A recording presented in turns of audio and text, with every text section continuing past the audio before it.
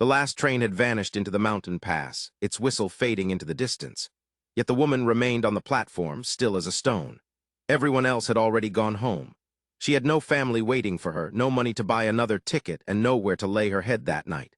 Only a worn suitcase sat at her feet, and in her hands, a letter that had crushed every last shred of hope she carried.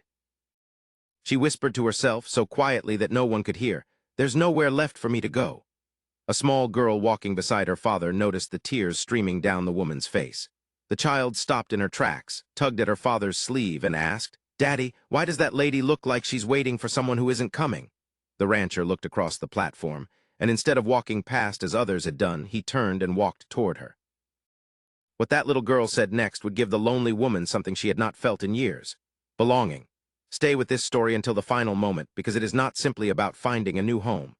It is about discovering that sometimes the family you need finds you when you have completely stopped looking. If you love emotional tales of kindness and second chances set against the backdrop of the Wild West, please like this video, subscribe to my channel, and join us for more unforgettable stories. The last whistle of the evening train echoed across Willow Creek Station as black smoke drifted into the orange sky. Travelers hurried toward wagons that would carry them home, while porters carried trunks across the creaking wooden platform. Families disappeared down the dusty main road toward warm meals and familiar faces. But one woman stayed exactly where she had been standing for nearly an hour.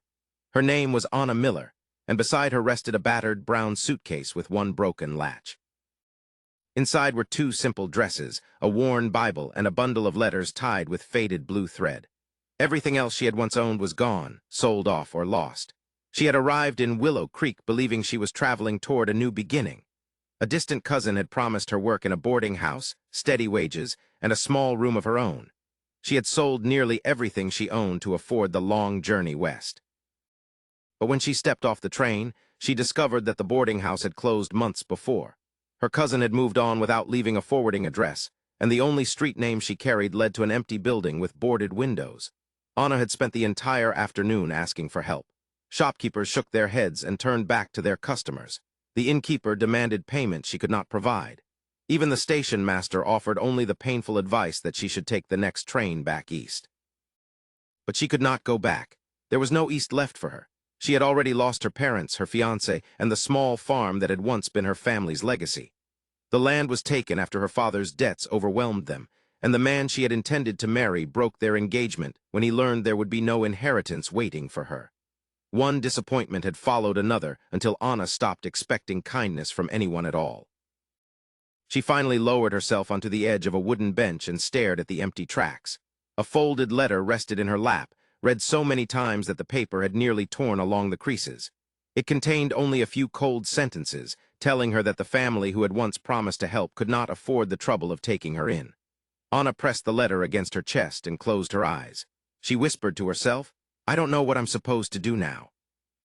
Just a few yards away, rancher Thomas Reed was preparing to leave the station with his 8-year-old daughter, Lily.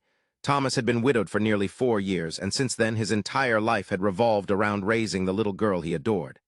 Lily was cheerful, curious, and far too observant for her age. She noticed things that adults often overlooked. As they walked toward their wagon, she suddenly stopped. Thomas turned around. "What is it?" Lily pointed toward the bench. "Daddy, look."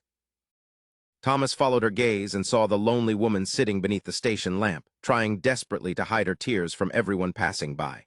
"She looks so sad," Lily whispered. "Maybe she needs someone." Thomas glanced toward the fading sky. He had a long ride ahead, and darkness would soon cover the road. Helping strangers in frontier towns could bring complications he did not fully understand. Yet Lily continued watching Anna with a look of pure concern. Finally, Thomas sighed and walked over.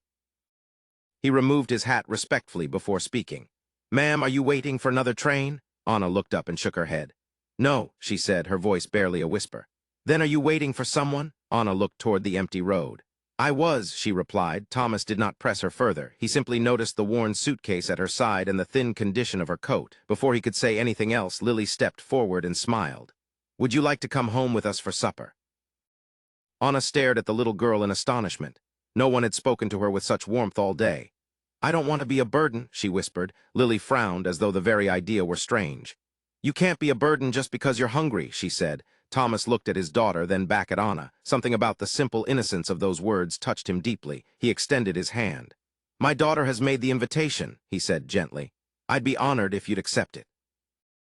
Anna hesitated for a long moment before finally placing her hand in his. She did not know where the wagon would take her. She did not know what Thomas expected in return. She only knew that for the first time that day, someone had looked at her as though she mattered. As the three of them left the station beneath the fading sunset, Anna had no idea that the road ahead would lead to far more than a single warm meal. It would lead her toward a life she had stopped believing was possible. Thomas's ranch was quiet when they arrived, but Lily quickly changed that. She showed Anna the flower garden, the chickens, and the small room where she said Anna could stay. During supper, Anna tried to eat slowly, afraid that accepting too much kindness would make her a burden. Lily noticed and pushed the bread basket toward her. "You don't have to earn dinner here," she said matter-of-factly. Thomas smiled, realizing his daughter had already decided that Anna belonged. Over the next few days, Anna helped around the ranch, repairing clothes, preparing meals, and caring for the animals. Thomas never pressured her to talk about her past. But one afternoon, the truth came out when a man from town arrived with a stern warning. Anna's former fiancé was searching for her, claiming she had stolen money from his family. Thomas refused to send her away based on an accusation alone. Instead, he promised her one thing: "You won't face this alone." Anna finally understood that the ranch was becoming more than just shelter. It was becoming the first place in years where she truly felt safe. The accusation against Anna was eventually exposed when the station clerk produced records proving that her former fiancé had taken the money himself and blamed her to avoid prison. Thomas stood beside Anna as the truth came to light, while Lily proudly held Anna's hand. Afterward, Anna told Thomas she could leave now that her name was clear. Thomas gently shook his head. "You don't have to leave just because the trouble is over," he said. He looked toward Lily, who smiled and whispered, "We already saved you a place." A month later, Anna had become a part of the ranch without ever being asked to prove she belonged. She taught Lily to read, helped Thomas manage the farmhouse, and brought warmth back to a home that had been quiet for years. She had arrived at the station believing she had reached the end of her story. Instead, she discovered that sometimes losing everything is not the end. It is the moment life finally makes room for something better. The moral of this story is simple: never underestimate the power of one kind invitation. A person who feels forgotten may only need one open door to remember their worth. If this story touched your heart, please like this video, subscribe to my channel, and visit us for more emotional Wild West stories about kindness, courage, and second chances.